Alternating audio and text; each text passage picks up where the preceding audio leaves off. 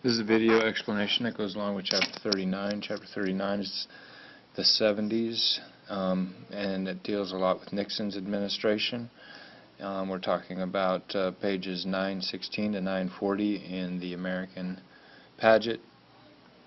And so these are the questions that go along with it. We're going to be looking at a few video links and images. They're all in the public domain, and they also, if you can download the digital version of this assignment, these are all links to additional information. There's a trailer here for the movie Argo. Argo is a movie that comes out about the time period of Carter's administration and the Iran hostage situation. So anyway, this is the 1970s, Chapter 39. If you have any questions, please don't hesitate to give me an email or a call. We start Chapter 39 looking at the staggering economy of the 1970s and the definition of stagflation. And it's this prolonged period of little or no economic growth.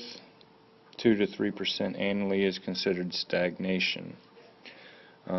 Not to be confused with stagflation, kind of the same thing, but stagflation also has to do with inflation and a stagnant economy.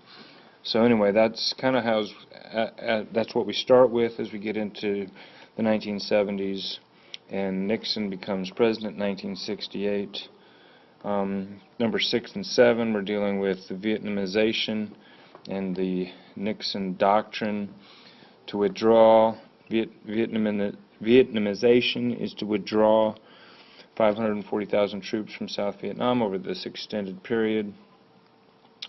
And then also the Nixon Doctrine proclaimed that the United States would honor its existing defense commitments, but in the future, Asians and others would have to fight their own wars without the support of large bodies of American ground troops. Those are the answers to 6 and 7. Then another big aspect of the 1970s and Nixon with Vietnam, we have the My Lai massacre, but then we also have this idea of Kent State and the protests that existed at Kent State University. There's some more information at this link here. This is the famous picture of the protesters and students, one student in particular, killed at Kent State University. We also then have the famous Crosby, Stills, and Nash song, Ohio, and it's about the Kent State killings and protests. See if I can get this to work.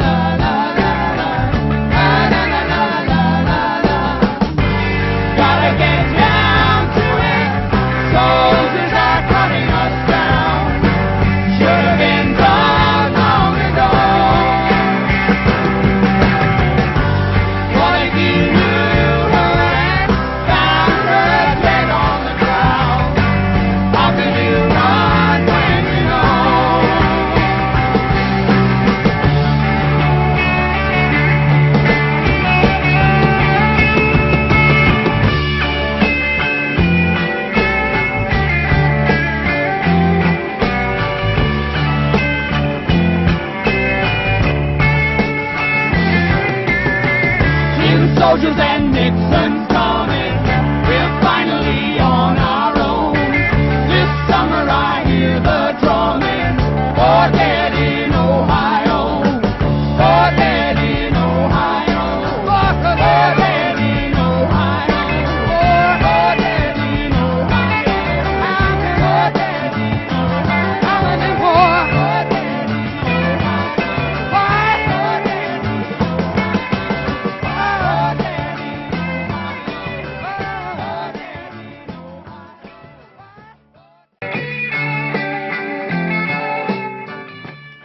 So some of the counterculture music of the late 60s, early 70s.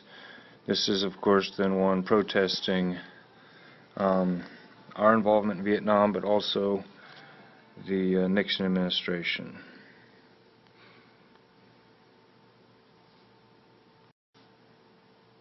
This chapter then focuses some on Nixon's foreign policy, his national security advisor, Henry Kissinger, and our involvement then with China. And this is a short clip here. This is a short video clip, I believe, of ping pong diplomacy and the famous little short clip inside of Forrest Gump. So we can watch that. But this idea of ping pong diplomacy is something that actually happened. You could look into that. And then we also have the activism of the Warren court, and this idea that we have several court cases that shock and kind of revolutionize the nation into the rights of the accused. And also you have the rights of the Gideon versus Wainwright, the Griswold versus Connecticut, the Engel versus Vital, school districts, so on and so forth. You'll find those answers here. A new team on the Supreme Court and this idea of judicial activism and Chief Justice Earl Warren, Griswold versus Connecticut, the use of contraceptives among married couples. You have Gideon versus Wainwright, and this is the idea that the criminal defendants are entitled to legal counsel. The Miranda rights and the Miranda warnings, number 22. You have the right to remain silent. You have the right to an attorney. And then the separation of church and state.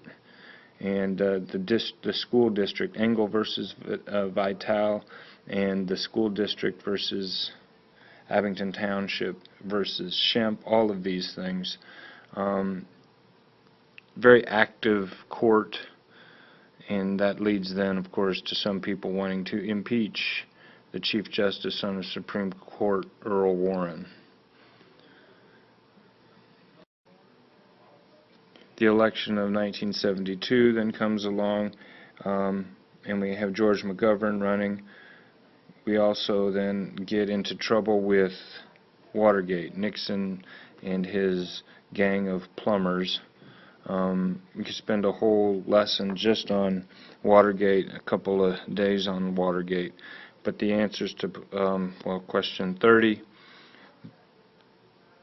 this goes right here, the electoral vote and the popular vote. 520 electoral votes, a landslide victory for Nixon over McGovern, and the popular vote was pretty heavily slanted for Nixon as well. But we find out later that this has to do with Watergate. And so, page 925, Watergate, 5 men were arrested.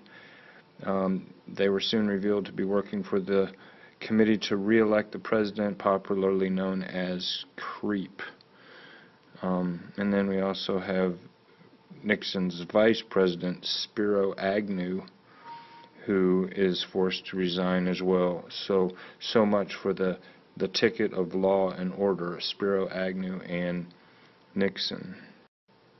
I'd encourage you, if you ever have a chance, to watch the video All the President's Men, the movie with Robert Redford and Dustin Hoffman, a 1970s portrayal of Watergate. And it does a good job of explaining kind of how events took hold. Then we also move into this final defeat in Vietnam, and here are a couple of more answers. You have number 45, $118 billion in outlays, 56,000 dead, 300,000 wounded. That's kind of the aftermath of Vietnam. So this goes kind of right here for number 45. And then 46 and 47. As the 70s continue, we have the Equal Rights Amendment in the necessary 28 states, the necessary 28 of the necessary 38 states. Sorry, you need 38 states to ratify an amendment. And the Equal Rights Amendment got 46. And then on the next page, we've got kind of women activism. And this is represented by the National Organization for Women and the Equal Rights Amendment. So the last part of the chapter kind of deals with more civil rights protests and more civil rights activism, but not just for racial equality, but for gender and age equality. And so we move into then the end of the 70s. We have, of course, Gerald Ford taking over for Nixon when he resigns. Gerald Ford then is defeated by Jimmy Carter. We have the activism of Phyllis Schlafly. Ronald Reagan comes on to the scene after Carter's first and only term. So several elections are covered very quickly at the end of this chapter. Another very good video that just came out. It kind of illustrates some of what Carter was dealing with the Iran hostage crisis, and it's the movie Argo.